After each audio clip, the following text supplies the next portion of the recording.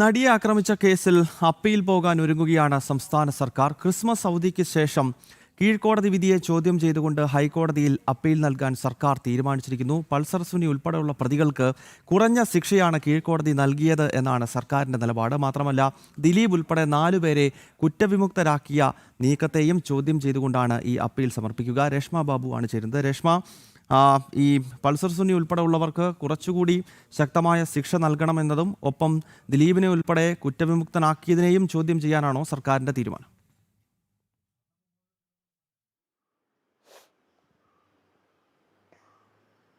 അതെ ഗൗതം, അതായത് പൾസർ സുനി ഉൾപ്പെടെയുള്ള കുറ്റകൃത്യത്തിൽ നേരിട്ട് പങ്കാളികളായ 6 പ്രതികൾക്കും കുറഞ്ഞ ശിക്ഷ നൽകി എന്നുള്ള ഒരു നിലപാടാണ്, അല്ലെങ്കിൽ അത്തരമൊരു അഭിപ്രായമാണ് പ്രോസിക്യൂഷനുള്ളത്.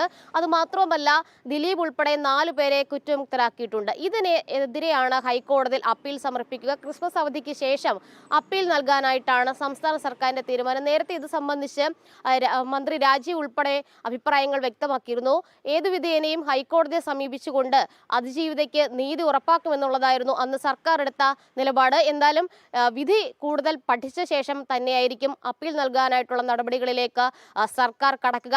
നിലവിൽ ഹൈക്കോടതിയിൽ 2 പ്രതികൾ നൽകിയിട്ടുള്ള അപ്പീൽ പരിഗണനയിലുണ്ട്. അതായത് ഈ കേസിലെ 5ഉം 6ഉം പ്രതികളായിട്ടുള്ള വടിവാൾ സലീം, പ്രദീപ് ഇരുവരുമാണ് ഹൈക്കോടതിയെ സമീപിച്ചുകൊണ്ട് തങ്ങൾക്ക് അധിക ശിക്ഷയാണ് വിചാരണ കോടതി വിധിച്ചിട്ടുള്ളത്. അതുകൊണ്ട് തന്നെ ഈ ശിക്ഷാവിധി റദ്ദാക്കണമെന്നുള്ള ഒരു ആവശ്യം മുൻനിർത്തിക്കൊണ്ടാണ് 2 പ്രതികളും ഹൈക്കോടതിയിൽ അപ്പീൽ സമർപ്പിച്ചത്. ആ അപ്പീലിൽ ഹൈക്കോടതി നിലവിൽ 4 ആഴ്ചയ്ക്ക് ശേഷം പരിഗണിക്കാനായിട്ട് മാറ്റുകയും സംസ്ഥാന സർക്കാരിനോടക്കം നോട്ടീസ് അയച്ചുകൊണ്ട് മറുപടി ആവശ്യപ്പെടുകയും ചെയ്തിട്ടുണ്ട്. എന്തായാലും ഈ പ്രതികൾക്ക് പുറമെ സംസ്ഥാന സർക്കാരും അതിജീവിതയ്ക്ക് നീതി ഉറപ്പാക്കുന്നതിന്റെ ഭാഗമായി അപ്പീൽ നൽകുമെന്നാണ് പറഞ്ഞിട്ടുള്ളത്.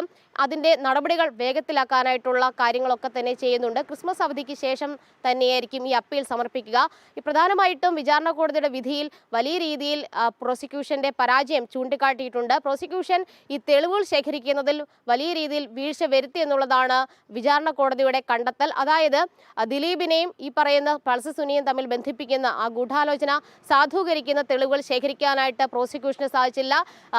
കൊണ്ടുവന്ന തെളിവുകൾ അത് കൃത്യമായിട്ട് അവലോകനം ചെയ്യാനായിട്ട്, അല്ലെങ്കിൽ അത് സാധൂകരിക്കുന്ന തെളിവുകളായിട്ട് ഉപയോഗിക്കാൻ സാധിക്കുന്നതുമല്ല എന്നുള്ളതായിരുന്നു വിചാരണ കോടതിയുടെ കണ്ടെത്തൽ. അങ്ങനെയാണ് ഈ തെളിവുകളുടെ അഭാവത്തിൽ സംശയാതീതമായിട്ട് ഈ ദിലീപിനെതിരായിട്ടുള്ള കുറ്റം തെളിയിക്കാനാകാത്ത സാഹചര്യത്തിൽ ദിലീപിനെ അടക്കം 4 പേരെ കുറ്റമുക്തരാക്കിയത്. ആ ഫോട്ടോ അടക്കം, അതായത് പൾസർ സുനിയും ദിലീപും തമ്മിലുള്ള ഒരു സെൽഫി ഫോട്ടോയൊക്കെ ഉണ്ടായിരുന്നു. അത് വലിയ രീതിയിലുള്ള തെളിവെന്നുള്ള ഒരു കാഴ്ചപ്പാടായിരുന്നു പ്രോസിക്യൂഷൻ ഉണ്ടായിരുന്നത്. പക്ഷേ അത് കോടതി മുഖവിലയ്ക്ക് കൂടി എടുത്തതുമില്ല. അതുമാത്രമല്ല, ഈ ചാറ്റുകൾ അടക്കമുള്ള കാര്യങ്ങളിലും കോടതി അത് തെളിവെന്നുള്ള രീതിയിൽ സ്വീകരിച്ചതുമില്ല.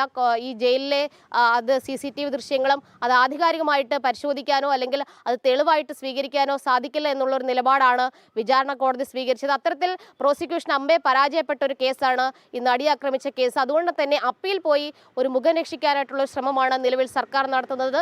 എന്തായാലും ക്രിസ്മസ് അവധിക്ക് ശേഷം തന്നെ ഇതുമായി ബന്ധപ്പെട്ടുള്ള നടപടികൾ സർക്കാർ സ്വീകരിക്കും. ഗൗതം. ഓക്കെ രേഷ്മ, എന്തായാലും നടി ആക്രമിച്ച കേസിൽ ഇപ്പോൾ അപ്പീലിന് പോകാൻ ഒരുങ്ങുകയാണ് സംസ്ഥാന സർക്കാർ. ക്രിസ്മസ് അവധിക്ക് ശേഷം ഈ ദിലീപിനെ കുറ്റമുക്തനാക്കിയതിനെയും അതോടൊപ്പം തന്നെ പൾസർ സുനിക്ക് ഉൾപ്പെടെ കുറഞ്ഞ ശിക്ഷയാണ് നൽകിയത് എന്ന് ചൂണ്ടിക്കാണിച്ചുകൊണ്ട് ഹർജി നൽകാനാണ് സർക്കാർ തീരുമാനം എന്നാണ് രേഷ്മ ബാബു കൊച്ചിയിൽ നിന്ന് റിപ്പോർട്ട് ചെയ്തത്.